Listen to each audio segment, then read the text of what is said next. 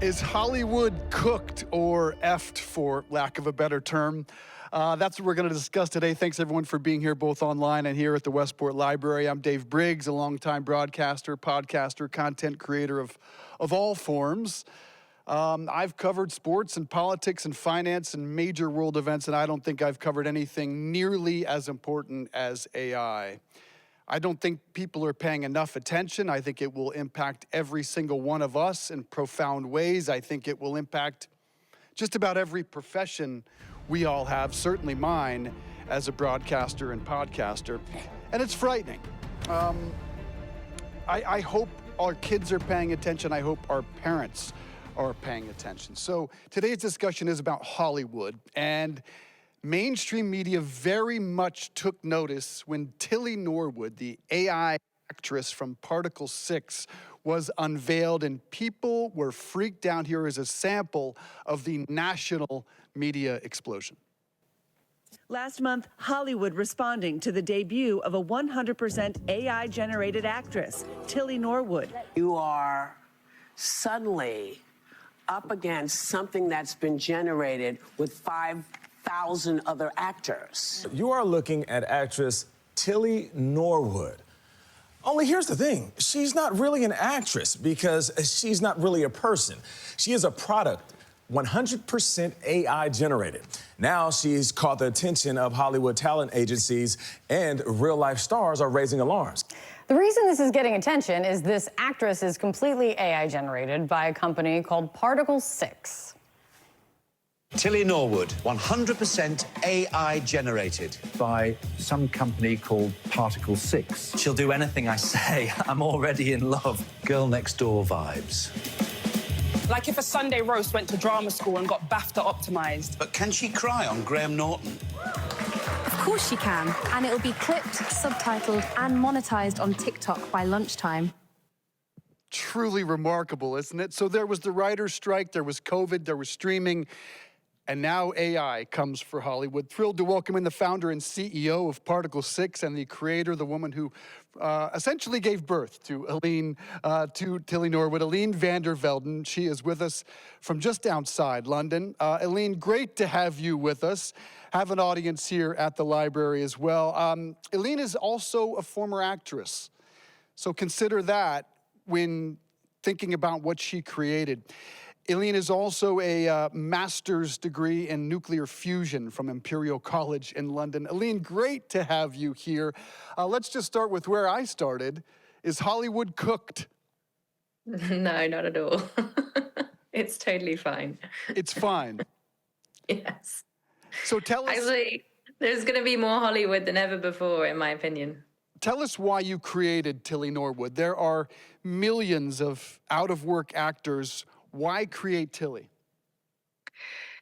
So, I mean, I probably could count myself as one of those out-of-work actors, right? So I started a production company, created a lot of characters when I was living in LA. I created a comedy character called Miss Holland, which is like a female Borat, and I just started producing it myself. I was part of that YouTube generation.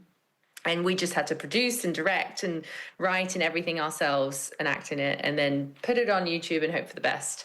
Unfortunately, my show got picked up by the BBC, and so it became a show here. But it's a tough life as an actor, and I know all about it. And so I sort of thought, when I started seeing all the AI stuff come through, and I remember the first AI image I saw and the first time I used ChatGPT and the first AI video, and I was like, oh my goodness, this is groundbreaking. And then I saw the AI influencers and I thought, well, how can I, as a production company and I, as an actor, future-proof myself?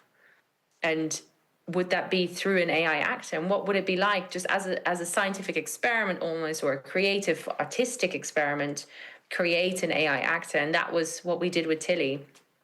And obviously all my knowledge and my experience, my skill as an actor goes into that creation. And when I look at I've recently met a load of other AI influencer creators, and musicians, AI, musicians, they're all extensions of the people that created them. Just like when writers or humans create anything, it's usually just an extension of themselves. Many of my broadcasting peers are now training the very technology that will replace them. I have held out. I do understand the desire to, in your case, is this, if you can't beat them, join them? Yeah, pretty much. Yeah. Are you concerned about the profession of acting in the future? No, I think it's just going to change, just like everything has changed in human history for so long. I think it will be more about the craft. I think it'll be less about what you look like and more about the skill and the craft and the creative direction of it. So, you know, more like theater almost. So will Tilly be replacing the great actresses and actors today or supplementing their work? So I see it as a completely different genre, right? So I think everything will have AI in it. It will be like electricity, it'll be everywhere. And then I think you'll have wholly AI generated films, but you'll also have hybrid. And that's sort of the space we're playing in. We're playing mostly in hybrid. I think everything will be a hybrid of some sort. And we do motion capture with Tilly, where I play Tilly. But we also use AI acting. So it's a combination of both, but I'm the creative director over her AI acting. So I don't think she will replace any traditional actors. I think what Matthew McConaughey said is correct, is make sure you own your digital twin if you want to represent yourself on screen. And in my case, I've chosen for a different image to be represented as a character that can do multiple different roles. But that's what actors are in the business of. It's telling stories, and this is just a new medium. Eline's mentioning Matthew McConaughey, who trademarked his voice and his likeness, and he is really out ahead of this whole wave of technology. And Matthew McConaughey was just on CNN with Timothée Chalamet talking about the AI evolution. I think we have a clip, Alex. It's gonna be in front of us in ways that we don't even see it. It's gonna get so good, we're not gonna know the difference. That's one of the big questions of what we're doing right now, is the question of reality. It's more hazy than ever. In a very exciting way, I think, but also a scary way. Eline, are you more excited or scared? And do we know the difference? Is it easy to tell the difference? 6 months ago, it was easy for me to spot. 6 days ago, difficult. Yeah, no, I think he's totally right. It will be impossible to tell the difference. So, you know, you cannot become an AI spotter because you won't be able to tell the difference. And I'm excited about it. Like I could equally be worried because I'm definitely worried about what AI can do on the grand global scale of things, you know. But I think within the film and TV industry, I think that's less of a worry. I think it's fun. It's ignited my inner child, my creativeness. You know, I've been so much more creative since using AI, and that's what's wonderful about it. I've been able to make stuff I'd never be able to make otherwise. We used to have to think as a production company as to what was possible to produce in camera. And all those boundaries have been removed. And with the Tillyverse, it's the same thing. We can think, like, where does she live? What does she do? What's her world look like? It's complete world building. It's beyond any creativity we've ever been able to do before.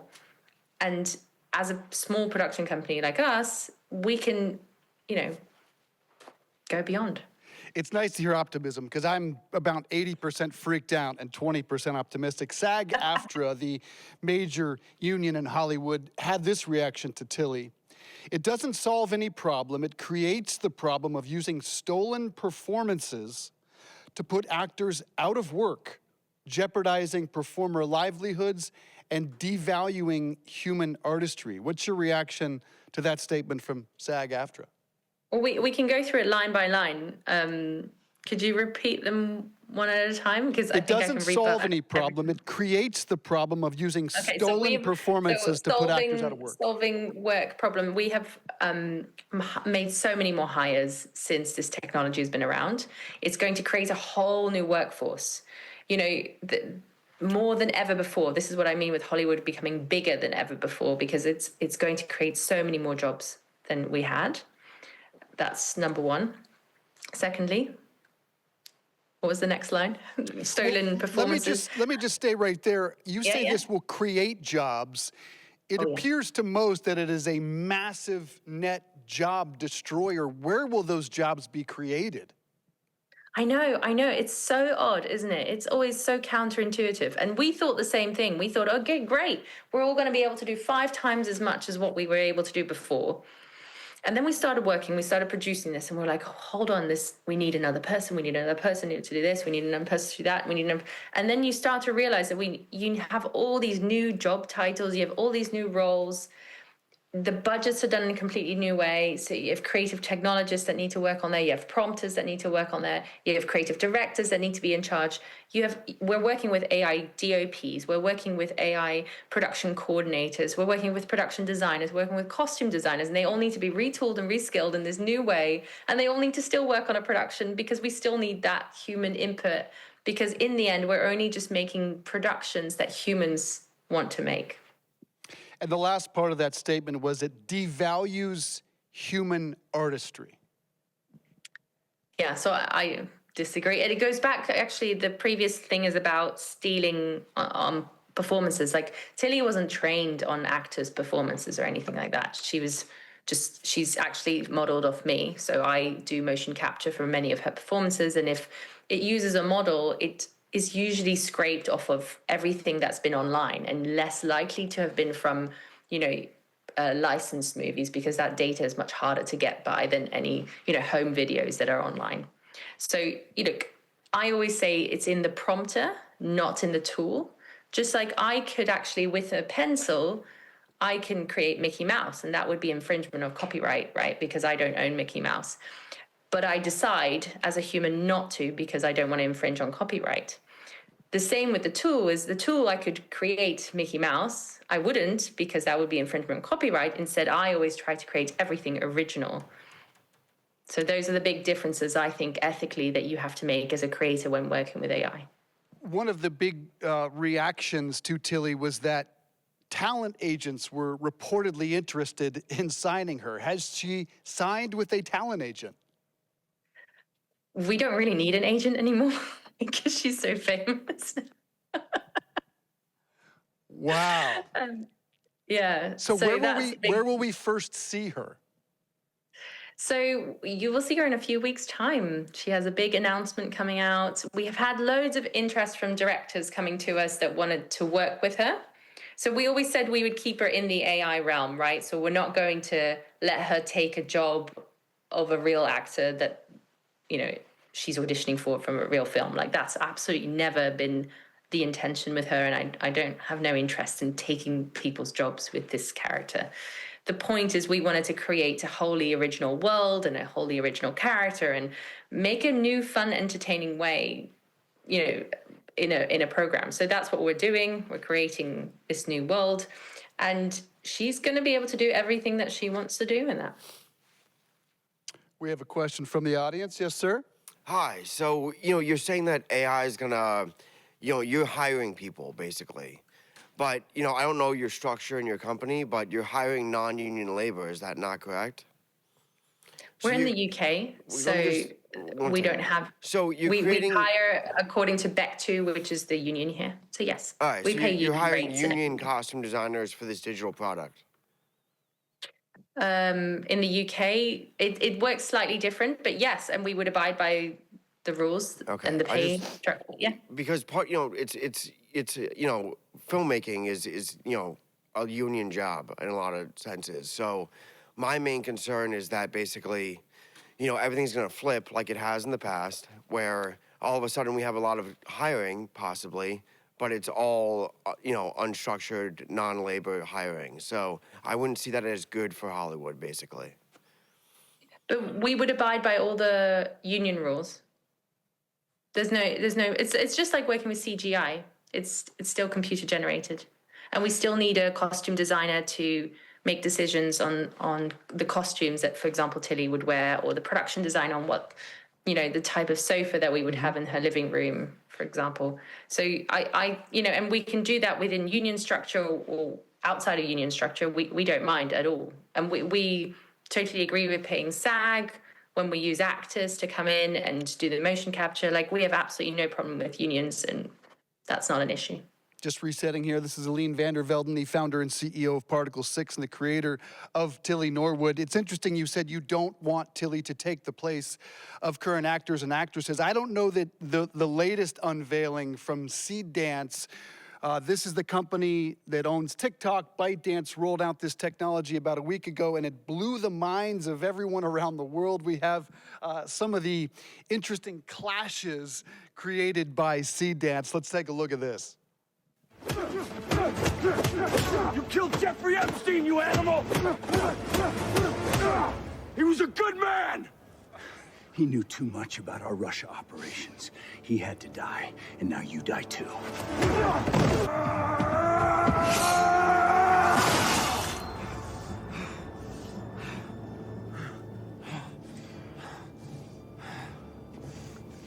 Enough.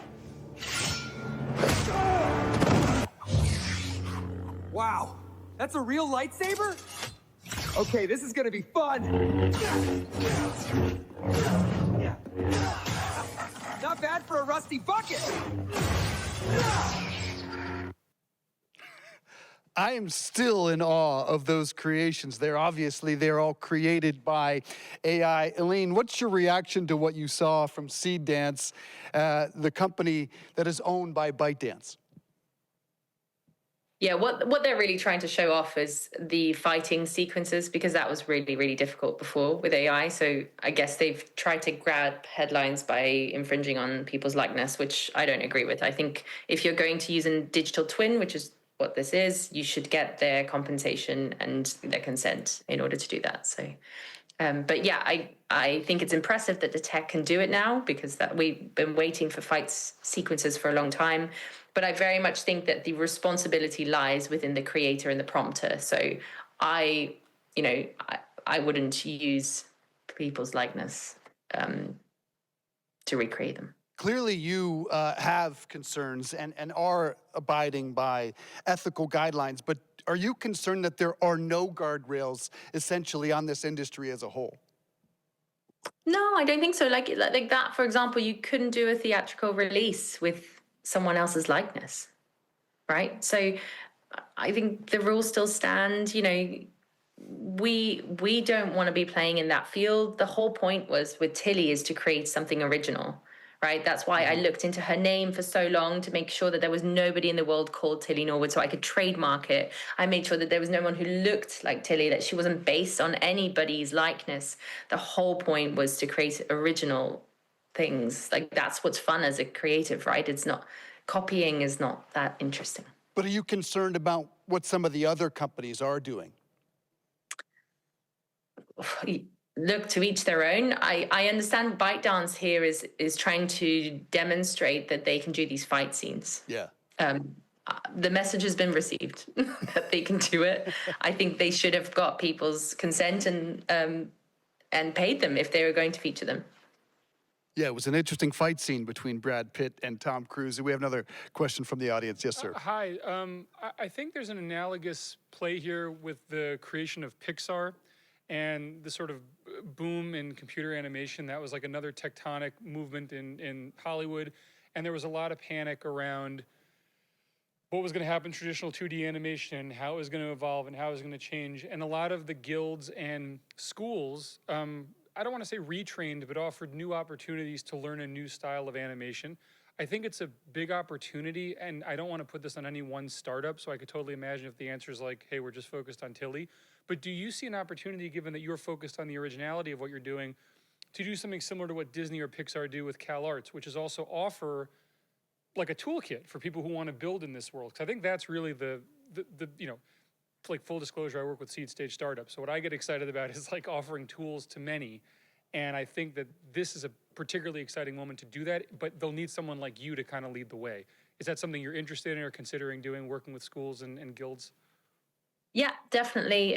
We already have loads of placements with these types of schools in the UK and abroad, because we're location agnostic.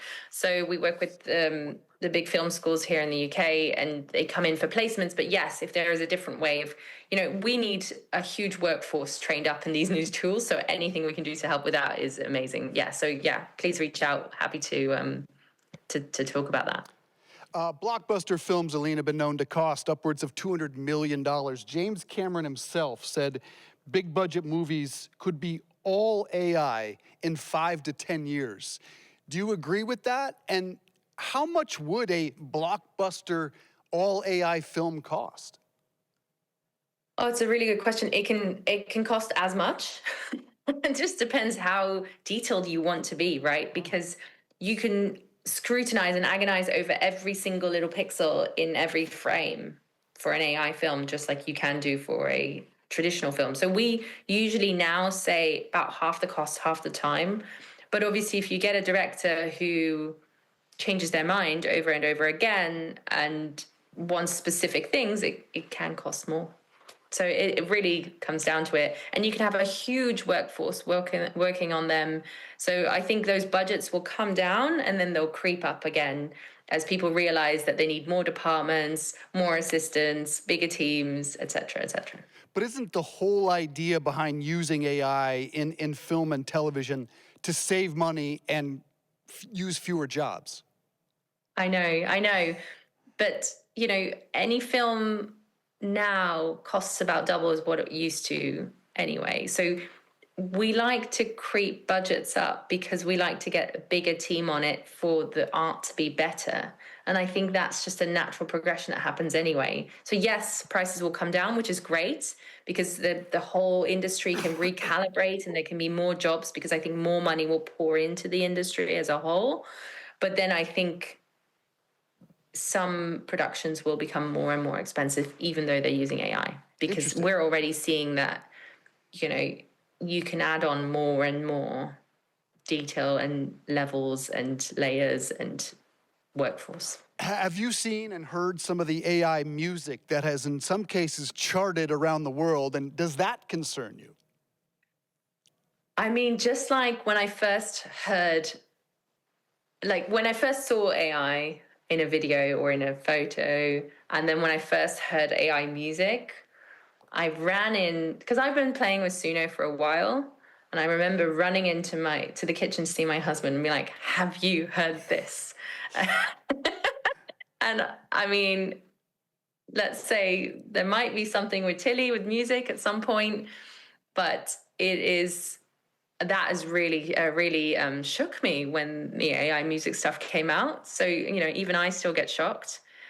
And it made me also think, okay, the same is going to happen to movies, right? Like at one point, we might be able to generate a whole movie at the click of a button. It might happen the way that it has with music. Yeah, that Walk My Walk song, my wife made me stop playing it because I actually enjoyed it quite a bit, the country song created by AI. I'm curious about your evolution into this industry because my concern primarily about AI is obviously the job creation, but as a parent, what should we be telling our kids, do you think? Should we be telling them whatever it is you do, incorporate AI into that? Are they walking into a potential disaster? No, I think every job will have AI in it, like electricity or Wi-Fi.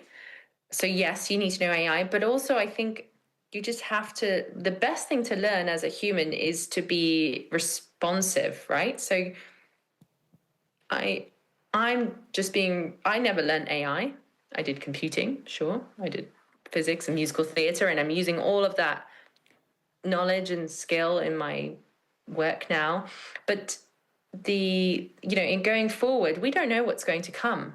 As long as they can be responsive to what's going to be the next big thing, and you can learn fast and adapt, and then use that with your past experience all together, then you're good, I think.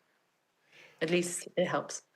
I want to get outside the arts just a moment and just get your thoughts on probably the biggest marker that's been put out there by an AI founder, and it's Dario Amodei, who is the founder of Anthropic, who said AI could wipe out half of all entry-level white-collar jobs in the next 5 years. When you hear statements like that, is that alarmist or realistic?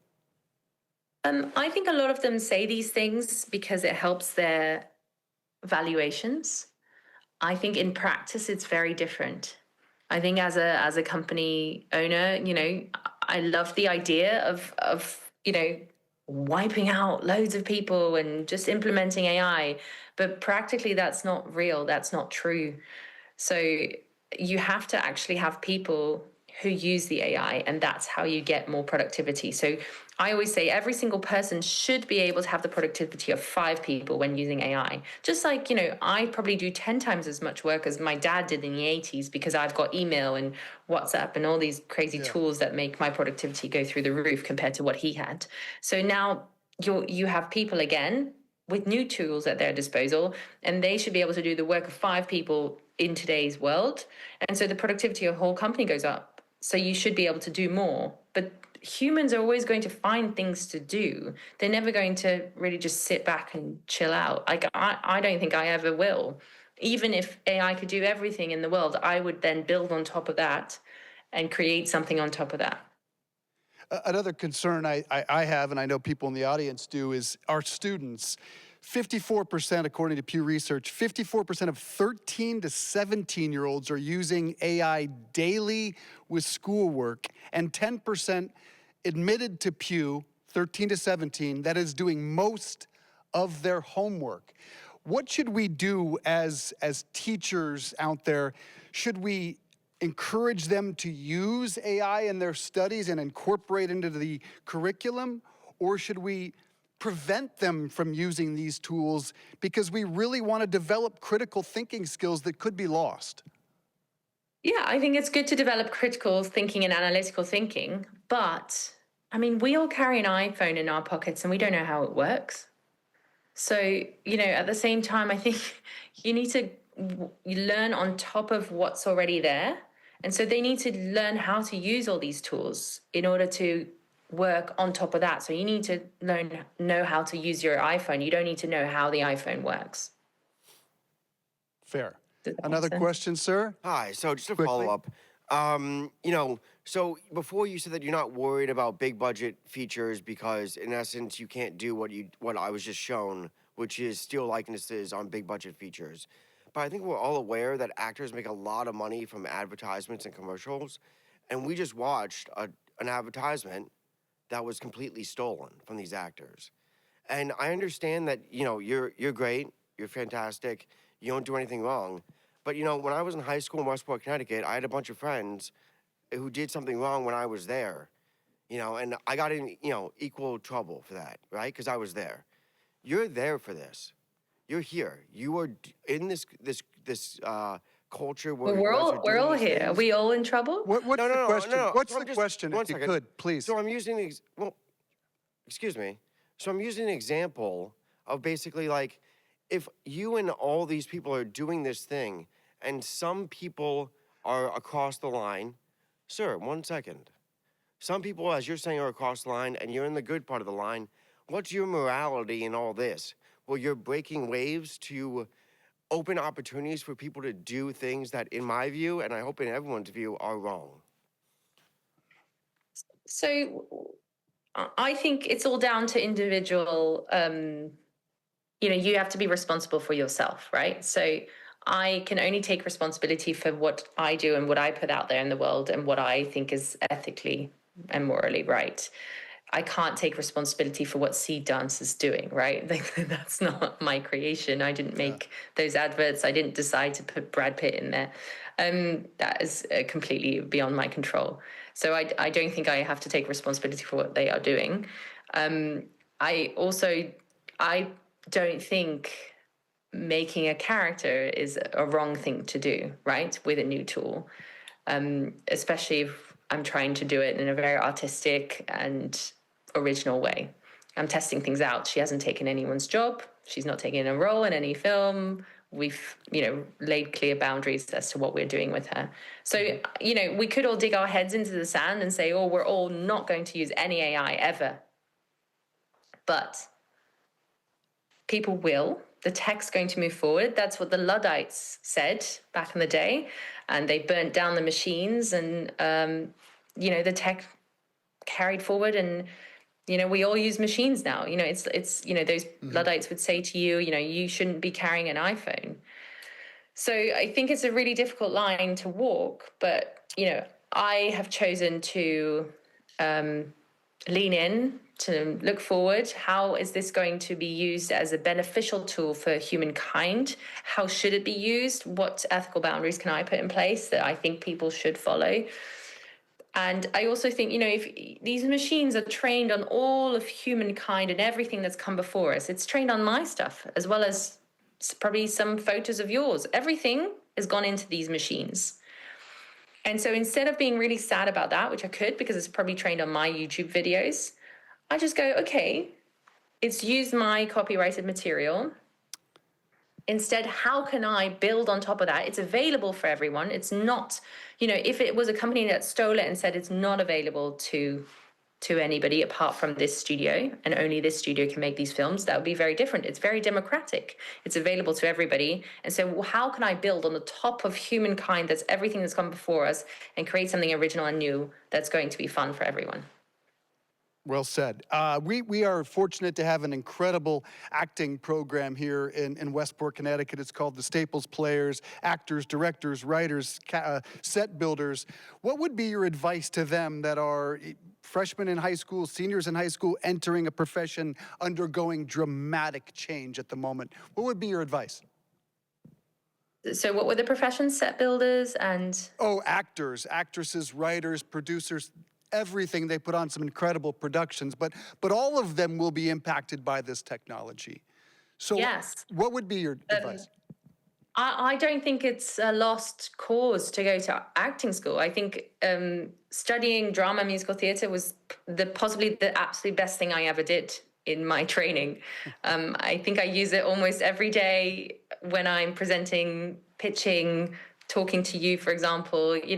It's the most valuable training you can have as a human, because you're always going to be put on a stage, whether you're in business or doing any sort of role in the world. So doing acting or writing or set building, all those skills are transferable. And I think in a rapidly changing world, which is what we're entering, just recognize which skills are transferable and use that transference of skills to the best of your ability as things change, because we don't know where things are going. I couldn't have predicted that we would be in this AI world 10 years ago when I was in school. So yes, I think you just have to be flexible. Thanks, Eline. We're also fortunate to have an incredibly talented actress in the audience. A good friend of mine, Steph Shostak, is Iron Man 3, A Million Little Things, Devil Wears Prada, among her other credits. She's already embarrassed. Steph, your question. Hi. Thanks so much for being here. When I hear you talk, I hear somebody who's creative and employs people in this creative process, which I didn't think of before. However, when I think of what I do on a set with a crew, it's also creative, and I feel they're two completely different sort of creations, even though the finished product might be similar. So my question to you is, do you think there is value in the finished product perhaps having 100% human created or AI? I know you said most of the productions will probably be hybrid, but there is this magic factor that happens when humans are together on a set or on a stage, the happy accidents, the collaboration. It's not just planning when, and executing what you had thought in your mind. So do you think there's value in that, having maybe two different creations with... Yeah. And I think there will be like 100% human productions as well. Like, I think people will love that. Just like people are still making stuff on film, right? It'll still happen. And what I would say, like, as an actor, so it's just a slightly different experience being on sets, doing it for an AI character. So I was actually filming yesterday for some new Tilly stuff that we're making. And I'm on camera, so I'm acting. And it's more like a rehearsal room in a way. And it's a smaller crew, and there's still a director, and there's still that magic that happens on set.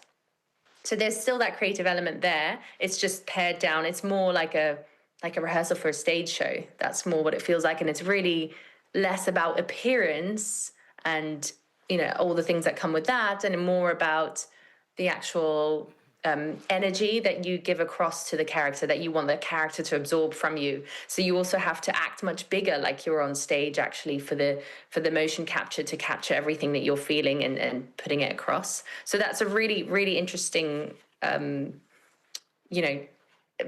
very similar to acting with on a traditional set. It's actually it feels more real to me, having been on many big sets.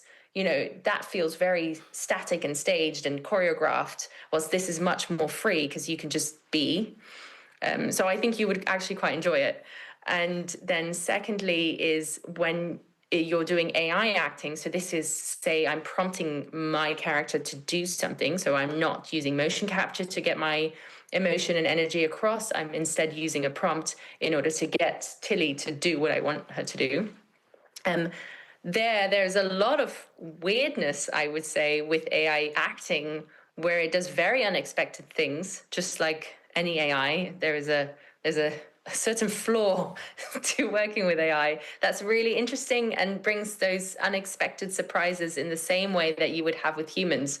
So I've really enjoyed that creativity as well. So I think, as much as there might be a loss, and for some people in some of this, there's also a gain that I've felt as an actor in this new realm. And that will be discovered over the next few years by a lot of people that I've already had the privilege of experiencing. Thank you. Yes, sir. Hey, thanks for that. So I would love to speak for the writers in the room and those listening as well. We've sort of been sticking with visuals. Talk to me about how you envision the craft of storytelling evolving, what human interaction will take place and what will sort of lose, those of us who are writers who want to craft story. How will you come up with, or how do you see it evolving when it comes to either dramatic or comedic storytelling? That's something I'm pretty concerned about, and love to hear what your thoughts are. Yeah, so we are employing more writers than ever before. But are they prompt writers it's or just are the they craziest writers? thing. Sorry? Are they prompt writers or are they writers? No, real writers. And we're retraining them. So if you have an interest in learning to become a writer with AI tools, please reach out. So what we do is we go, okay, we're going to get to your final draft in a faster time, and you're going to have a writer's room, and the writer's room is the AI, right? So you can go back and forth with them quite a lot in the writer's room, but then we might get a lot of humans to check everything and work it out. And there's so much craft that still goes into it. But the great thing is the AI can give so many insights, notes, ideas. It's see it like another great junior writer in the room, or even a more experienced writer. It depends on how you prompt it to be. But it can just give you so much valuable feedback. But we still need the human input, because in the end, it's humans that want to make this stuff. The AI doesn't want to make anything by itself. So it has no desire to make these things. We are telling it to make this stuff. Eline, we are here at a public library, although it may look like an event space to you. Any thoughts on how AI might impact books, literature, libraries? Well, I remember when I was in school, you'd have to go to the library and then you'd have to reference things, right? You'd look it up and then you'd reference the page and like everything. And that we don't do any of that anymore. And I'm a big reader, like I love books.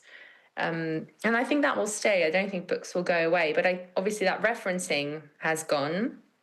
We would now use other things to reference, and it's more done on computer. We write everything on computers. So I love libraries. I hope they stay.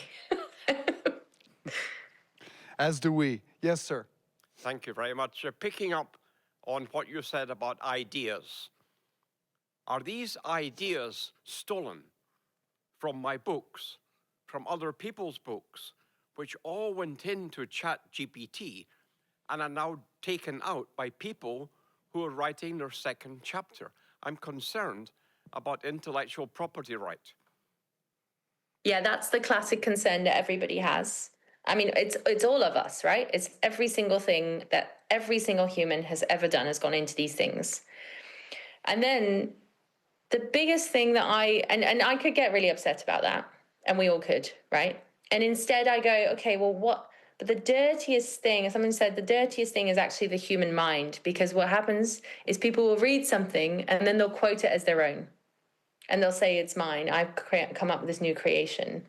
And so humans have done this forever, right? They've always been using other people's ideas and seeing things and recreating it as their own, or reading things and rewriting it as their own. So this has gone on forever in history. At least now we can trace it back in a better way. We can reference it better, like we should.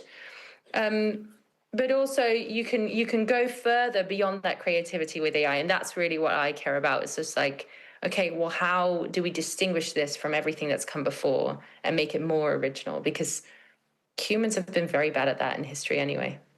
It is the ultimate double-edged sword. And final question from the audience before we wrap this up. Go ahead. I have a quick question about theatricals. In the past, we've had James Bond. James Bond was based on novels. We've had Ethan Hunt, based on a television series. We've had all these great series that really drove theatrical releases. And I'm wondering, can AI replicate that, or do we have to wait for an AI John Grisham to accomplish that? Oh, I wish I had all the answers. I think it'll still be humans driving it, right? So if we create a new John Grisham, it'll be driven and prompted by a human who wants to create a new John Grisham. And we would be likely, we audit all of our prompts to make sure that it doesn't reference any specific copyrighted IP. And the same thing would go with, as a writer, you would steer it. Like you'd probably be steering it as a human in order. You don't get copyright law doesn't apply anyway if you don't steer it, right? So I think humans will always be involved, because in the end, they are trying to create what they have in their head. And they might do it with help of AI in the future, for sure. All right, final couple of questions. You said recently on a podcast, this is the most exciting time to be alive in film and TV. Why? Yeah, I still agree. It is. I just feel so privileged. Like, I didn't get to live through the Industrial Revolution. I didn't get to live through the 90s. I was a teenager, a really young teenager. No, I wasn't even a teenager. No, I didn't become a teenager until the 2000s. So, that was a bit of a boom. This is the first boom I've seen since I've been a grown adult. And, it's been a slog the last 10 years running a production company. It's been really tough. And we were profitable for 10 years, and we are the ones that survived and did really well. And still it was really tough. And so for suddenly to have this amazing boom and to be able to create new things, and this moment in history will be remembered forever because it's the first time that humans were able to use AI, that is incredibly historically exciting. And so I'm taking advantage of that, and I'm living it. I obviously revealed that the two things that concern me most are job destruction and really the loss of critical thinking. What scares you the most, though, about this AI evolution? I think the loss of critical thinking is something to consider, and I think schools need to just keep being rigorous. So that will need to carry on as it always has been. But then the job losses thing, I used to think, oh, that's going to be a huge thing, and then the more effort, we've been working with AI for 3 years, and that's not a thing. It's just the jobs change. It's an evolution of jobs, just like in the Industrial Revolution. It's exactly the same thing, and humans will always find jobs to do, and they'll always want to employ more humans if they have capital to do so. And so I am less worried about that. A lot less worried. Well, that'll help me sleep a little bit tonight. More information on Particle6. It is Particle6.com. Eline van der Velden is the founder and CEO and creator of Tilly Norwood. And we would love to have Tilly up on the big screen if that technology ever arrives, but we very much appreciate your time and energy joining us today in Westport. Thanks so much. Thank you, guys. Thanks for the questions. Thank you.